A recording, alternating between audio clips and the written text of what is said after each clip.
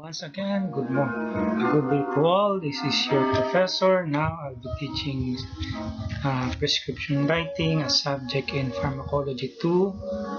Okay, so I'll proceed. For prescription writing, pharmacotherapy teaching is not the transfer of knowledge about drugs, but the skill to treat patients. So you must remember that it is the skill to treat patients. So I'll be teaching my students how to prescribe, and not what to prescribe but how. Okay, so this is the objective, is to teach my student how to prescribe, because prescribing is a part of a logical deductive process based on comprehensive and objective information. Prescribing or prescription is not a knee-jerk reflex or even a recipe from a cookbook, but a response to commercial pressure. So that's a prescription or prescribing. Okay, so what is a prescription? So we start, what is a prescription? So a prescription is a written order by the doctor. Only a doctor can write a prescription to a pharmacist specifying the medication to be dispensed to a specific patient, and usually accompanied by direction for use and administration. So it was the root word would be pre. It means before, and script, written. Okay, so it is before it is written. So what does a prescription should contain? So a prescription should include the name, address, and phone of the prescriber, so that we can always contact him or her whenever there will be issues regarding the prescription. Of course, the date, because most prescriptions should be time-bound. The generic name of the drug, now with the generic law, it should be followed along with the strength of the drug. Okay, the dosage form, the total amount to be consumed. Okay, and there should be instructions and warnings, and also it should contain, of course, the recipient of the prescription would be the name, of address, and age of the patient, and the signature or initial of the one who prescribes. So this is a very good sample prescription. It should have a heading, okay, with the clinics or hospital affiliation, with their schedule and their phone numbers. And here would be the name of the patient, the age and sex, okay, and the date, which is very important. And now you have the symbol RX, meaning is a symbol for prescription, and your medicine, the strength of the medicine and the form of the medicine. You can also add the unit volume or the SKUs, okay, or the preparation for such medication. And you have your SIG or your instruction, okay, in here. Then at the bottom right part would be your signature. You don't need to write again your name, because you have your name at the topmost, followed by the license number, if ever. You can have your PTR or professional tax receipt, and your S2 number or your regulated drug number. So in prescribing, it would be very wise that you should have your P drug or a personal drug. Okay, a physician should develop a standard treatment for common disorders. Okay, so you should have a set of tools, okay, and treatment standards, resulting in a set of a first choice drug or called your P drug or your personal drug, the drug that you are most comfortable with, the drug that you have studied very well as to strength, as to dose, as to form, as to interactions with other drugs and substances, and also as to their side effects and probable adverse effects. So the P drugs you have to choose and are the drugs that you choose and prescribe regularly, with which you have become familiar, your priority of choice for given conditions or situations. So your P drug is more than just a drug name. It includes the dosage form, the dosage schedule, and the duration of treatment. Having a selected P drug will enable you to avoid repeated searches for good drugs in daily practice. So because it's quite, you'll be very uncomfortable looking at your MIMS or PIMS whenever you'll be seeing patients, okay? And it will just take a lot of time. So in your P drugs, you should be aware of the relationship to essential drugs and the standard treatment guidelines. So your P drug should be based on treatment guidelines and should also be included as the essential drug list. Now we have in the Philippines, we have your PNDF or Philippine National Drug Formulary, wherein essential drugs are listed in there. So should also, in prescribing, you should have a list of essential drugs which should be more than your P drugs. Okay, so at least you have 2 to 3 drug of choice with 1 P drug. Now, guidelines that you should follow should provide evidence-based guides for choosing your P drugs. Your P drugs are your own choice based on your own evaluation, because you are answerable only to your patient. So whatever you give your patient, you are responsible for the effect and side effect and adverse effect. Okay, so whenever you prescribe, at least you should have a history of possible drug-drug interaction, possible allergy to the component or to the drug itself. So what's the difference between P drugs and P treatment? So P drugs are personal drugs and personal treatment. So your P drugs are your choice of drugs. Your P treatment are your alternative treatment approaches. Whenever you should be following a guideline, but you should, if it would be impossible to follow such guideline, at least you have a set of another flow wherein you can manage your patient, and they not always require drugs. Okay. Like in cases of constipation, yeah, we all know that we can use Bisacodil or Senna, but can you manage constipation without drugs? Of course, you can increase your activity, increase water intake, okay, increase fiber intake, and also, of course, in pediatrics and even in adult, you should investigate for the possible cause of constipation. For acute watery diarrhea, so you should also have a P drug in there. You should be following a clinical practice guideline in diarrhea. Okay, sometimes it's not a drug. Sometimes you can just use supplement like your zinc. You can use oral rehydrating solutions, but still you have to investigate what is the cause or possible etiologic agent for the acute watery diarrhea.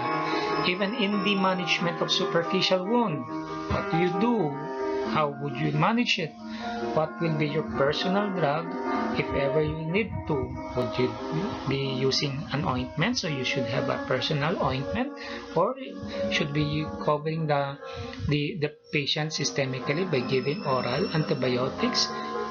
Would you be considering giving him analgesic, anti-inflammatories? So those are all your consideration in using P drugs and P treatment. So we should be following also in selecting PIDAs. There's a certain guidelines that we should follow. First is define the diagnosis. Of course, before you use a drug, you should know what you'll be treating. Okay, specify the therapeutic objective. What would be the outcome, the expected outcome from such management? Make an inventory of effective group of drugs. So you should have your, of course, your PIDRAs at least 1 to 3. Okay, because there are tens of thousands of drugs, but only around 70 pharmacological groups. Usually you end up with only a few groups per condition. Okay, and in deciding, you review formularies, review guidelines. So this is a very good slide for selecting your P drug. So you can choose your effective group according to criteria. So you have at least 4 criteria: efficacy, the safety, suitability, and cost. Efficacy, would it be comparable? Now you can have your generics. Now would it be comparable to the innovator? Would be efficient? How long would you be expecting the drug to work? Safety, can the patient tolerate it? Okay, is the drug safe for such age group, like especially in pediatrics? Okay, would it be safe in certain conditions, like using phenylpropanolamine in those hypertensive? You might push further the hypertensive, okay, condition. Suitability, okay, is the drug, okay, is the form of the drug suitable? Would you be giving in capsule form, in tablet form, suspension, okay, in syrup, okay, injectable type, whatever? So the suitability and acceptability of the patient. And of course, the last criteria that you should always consider would be the cost. Okay, the cost. Would you be using the most expensive or the cheapest? So of course, in chronic condition where you should have your maintenance, it would be wiser to prescribe the lower cost drugs, because that would be a maintenance, meaning it will be taken in for quite some time, maybe for a few months or even for a lifetime. Okay, but it's also different if you will be using it in just a few days. Okay, so like in treating pneumonia, would you use in adolescent and adult, would you use a macrolide given once a day, which is quite expensive, or would you be using your first generation cephalosporins like your cephalexin or even your beta-lactam, your amoxicillin? Okay, that you have to give it 3 times a day for 5 to 7 days, while your macrolide, especially your azithromycin, you can give it either on a 3-day regimen or a 5-day regimen at once a day dosing. So you should consider all these criteria. Okay, you should group your drugs, okay, as efficacy, safety, suitability, and cost. Now, okay, then when you group it, when you have your group, now you choose now your P drug. Okay, so at least you should have at least 3 in line. So still you choose what would be your primary drug, your secondary, and your third drug, still considering the efficacy, safety, suitability, and cost. Then you choose an active substance and dosage form. When you choose a P drug, choose a standard dosage schedule. Okay, would you be would it be an once a day dose, a twice a day dose, every 2 hours, every 3, every 4, every 6, every 8? Okay, and choose a standard duration of treatment. Would you treat it for 3 days, for 7 days, for 5 days, for 2 weeks, for a month? So you choose. Then, so now you're now guided on how to choose your P drug or your personal drug. Now we proceed to the topic Okay, prescription writing.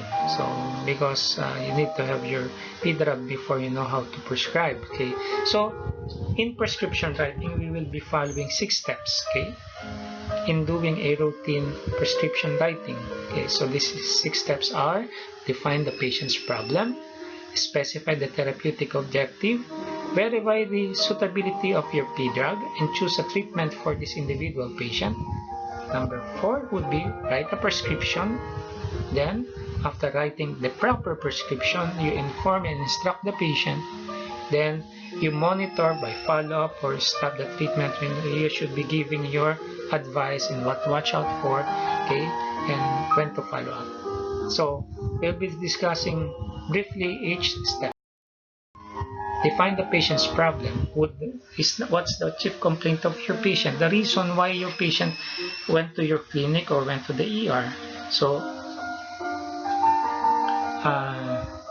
would it be secondary to fever or chest pain, like angina pectoris, coughing, how long, okay, diarrhea or pain.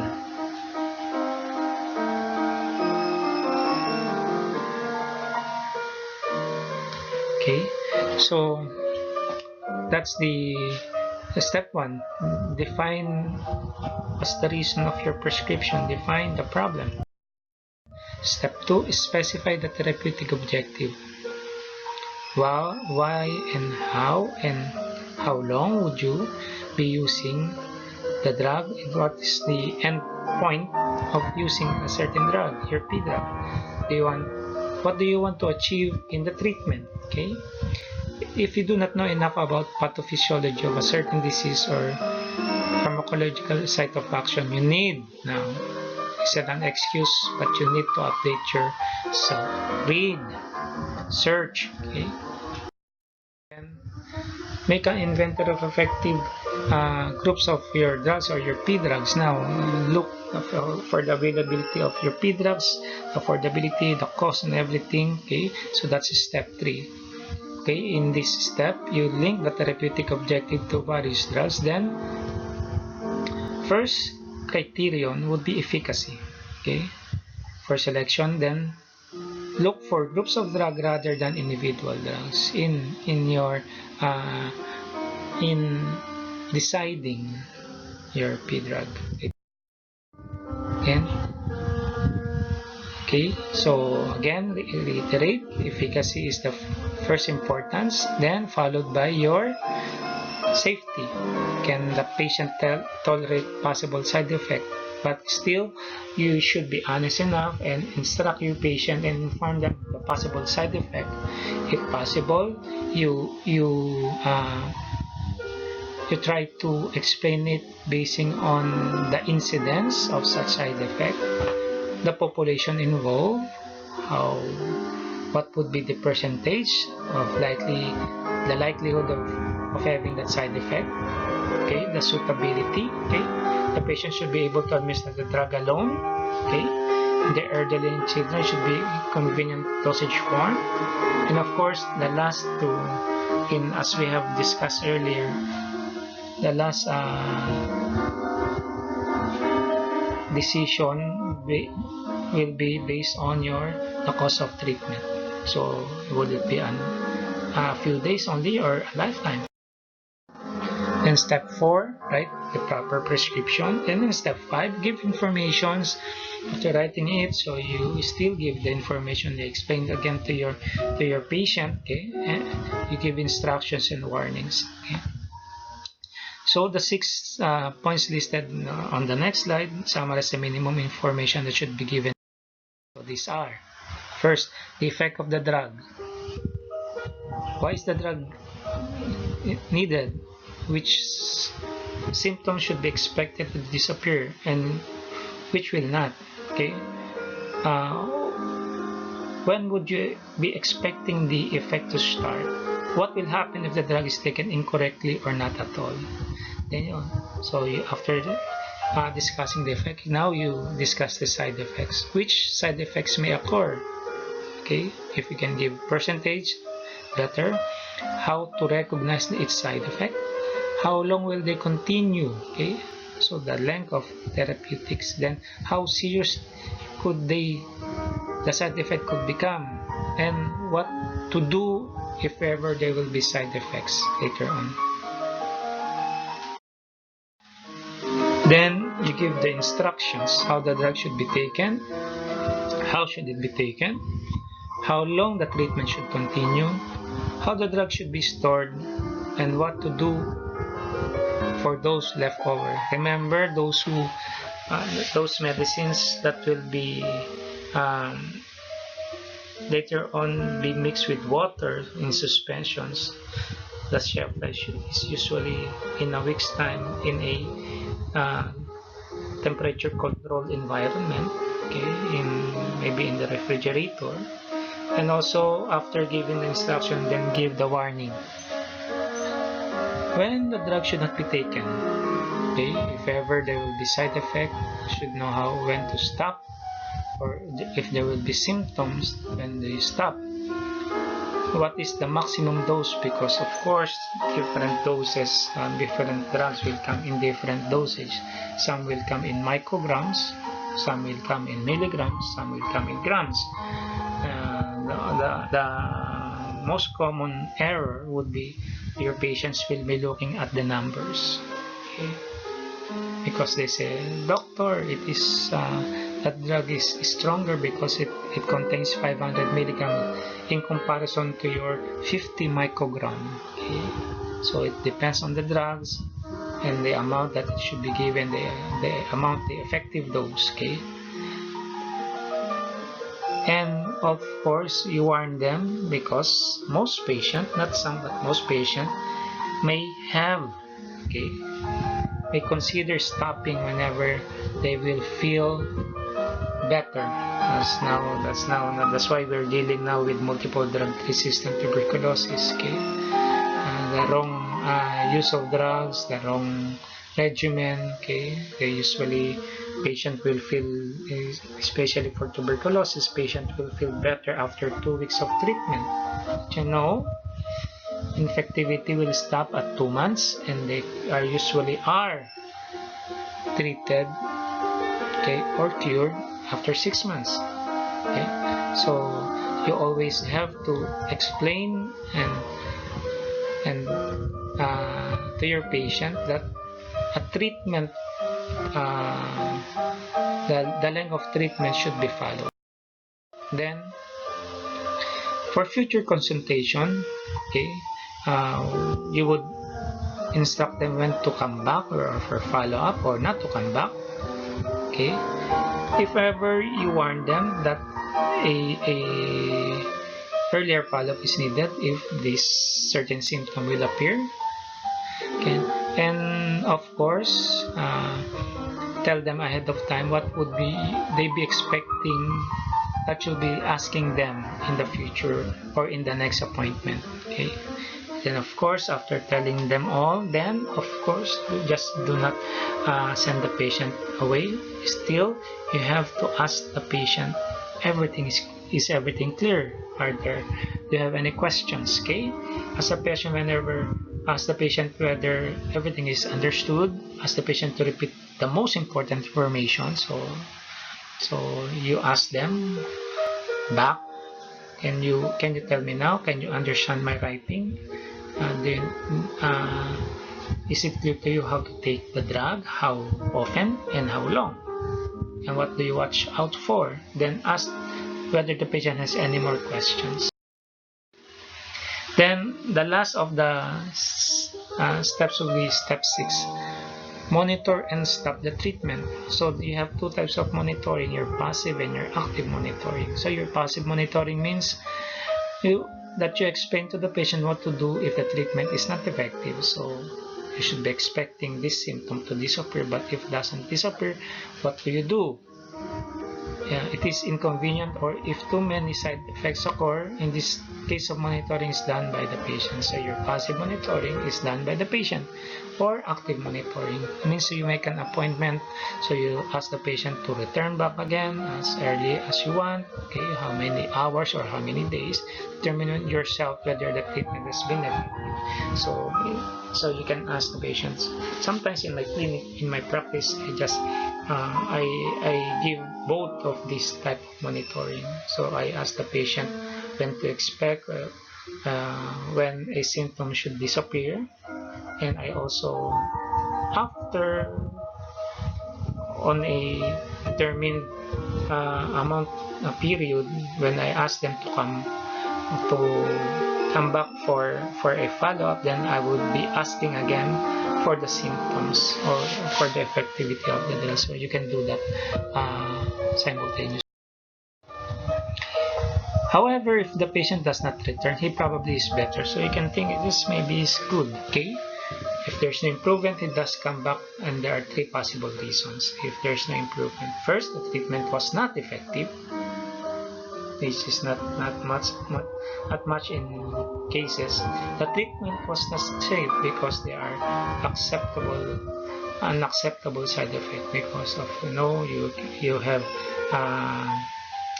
you have told them earlier before that these are the expected side effects. Example would be your metronidazole. The side effect would be metallic taste and dizziness. Some patient may tolerate those side effects, but some patients really do vomit after taking metronidazole. So they cannot tolerate it, so they have to come back for a possible alternative. The treatment was not convenient. Okay, the patient, the form was not in pediatric. The form is not tolerated. The taste is not tolerated.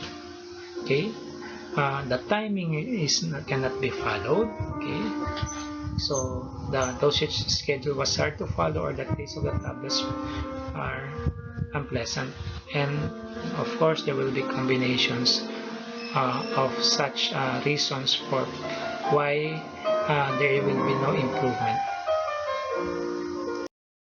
Next, if the patient's symptom continue, we need to consider whether your diagnosis, treatment, and adherence to treatment and monitoring procedure were all correct.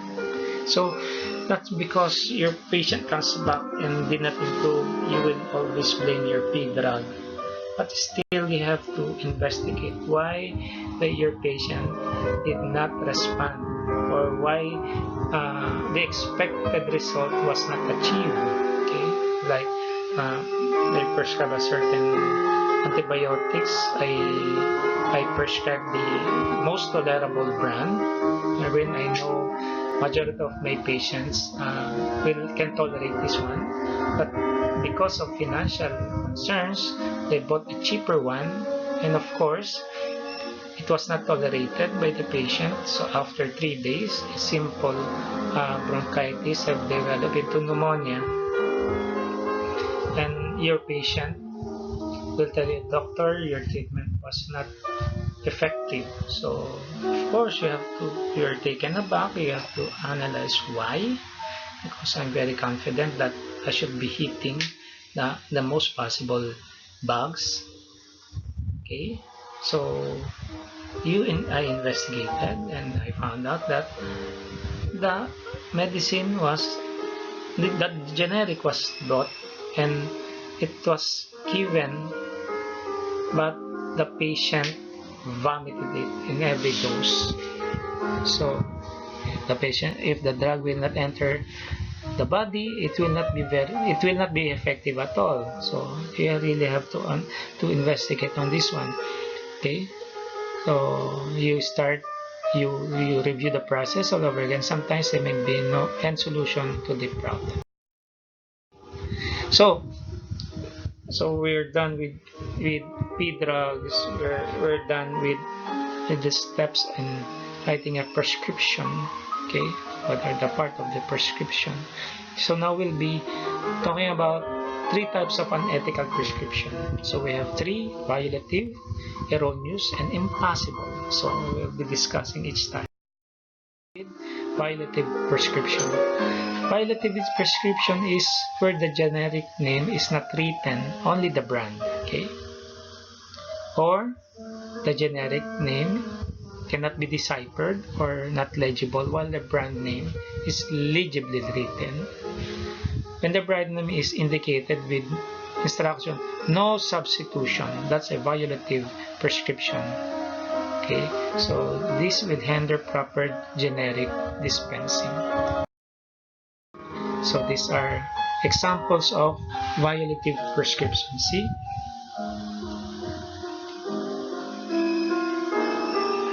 Okay. You cannot decipher what is this. Then the brand was clearly given. Okay. Another is there's no generic at all, and the instruction is not that clear. Or okay, there's the word phrase no substitution. So both the generic and the brand are very clear, but there is the phrase no substitution. So these are examples of your violative prescription. The next would be your erroneous prescription. So erroneous prescription are those prescription where the brand name precedes the generic name. So in the proper order, you should write the generic, and below it would be the brand, and brand should be open close parentheses, where the generic name is the one in parentheses, where the brand name is not in parentheses, where more than one product is prescribed on one prescription form. Well, this last type of erroneous prescription, many physicians are guilty, because we are saving papers and we are saving time. Okay, so these are examples of erroneous prescription. Okay, see here in example 1, the brand precedes your generic. It should be the other way around. Your generic should be on top and your brand is below, and you have your instructions. Next is separate. You have your generic on the brand on top with your generic on open close parentheses. This is an erroneous prescription. And in here you have given your generic name, but the brand name is not in parentheses. In this one, this is an example of an erroneous prescription, because there are 2 drugs in a prescription, right? Where ideally only one drug per prescription, but of course it's a common practice. I don't know, but in the Philippines, it's a common practice that we usually put we optimize the space in a prescription, so we just place several lines, okay, and we also use the other back, because in our country, okay, most prescriptions are given to our patients so that they can follow the instructions. And this is also you do not just place in your AD or as directed, so you must give your direction. It should be readable. So it will now depend. Okay, so there are erroneous prescriptions that are tolerated. Then the last type would be your impossible prescription. Impossible prescription is where only the generic name is written but is not legible. So like in stenograph writing, where the generic name does not correspond to the brand name, where both the generic name and the brand name are not legibly written, or when the drug product prescribed is not registered with your Food and Drug Authority or agency. So these are examples of your impossible prescription. See, you cannot read it. It's unreadable. It's just a generic only. Both the generic and the brand name cannot be read. You cannot read it, or you have your generic but that brand is different, is not of the same class. Okay, or it is not. The last would be it's not registered with the FDA. Okay, so this is an example of prescription, but this is a generic prescription. You have your name of your patient and age, the date. Okay, you have to go back again. And this is one is for in our institution, wherein you have the name and address of the patient, the age and sex, and the date, and the symbol of prescription RX, and below would be the name of the doctor, along with can be a handwritten and signed with the license number, the professional tax receipt if ever there's a need, your prohibited drug number or your S2. This is an example of my prescription. This is an old prescription with my heading. Okay, this is my name, my specialty, and my level of membership in my society. Okay, it is in old. I'm now a fellow, and these are my clinics. So this is for the purposes. This is for the easy references of my patients, so where they can find me and my schedules and the contact numbers in each clinic. And these are my hospital affiliations, so that patients may decide where to visit me if ever they will be needing admissions. And below it will be the name of my patient, the age, address, the age and sex. Okay, and the RX is see. As I told you, we do use large area for writing prescription, because if you have a lot of patients, if you just be writing one drug per prescription, you'll be using, sometimes we use a lot of drugs, because in the Philippines usually they do not consult in one particular symptom only. In the Philippines we consult with various symptoms, so it is expected that you have, okay, more than one drug to be used. Okay, so some patient will come in with cough. Later on they'll be asking if they have can you see their rashes, okay, or their wound, okay, or their hypertension, when their chief complaint is just cough. So, well, that's a cultural thing. It's a practice in my country, in our country, so it is tolerable, okay, and it is acceptable. Okay, so, and in here, if you can look at it, there's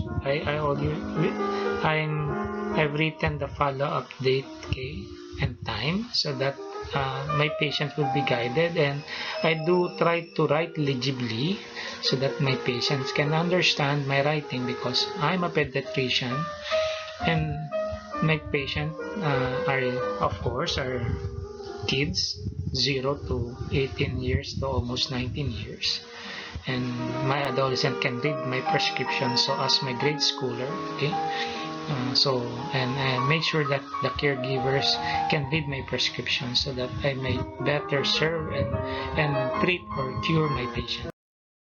Okay, so now we proceed to exercises. So now fully you'll do it. Okay, you make your own prescription. Imagine yourself 5 years from now having your own clinic, so you have to make your heading, okay, and the heading of your clinic or your name.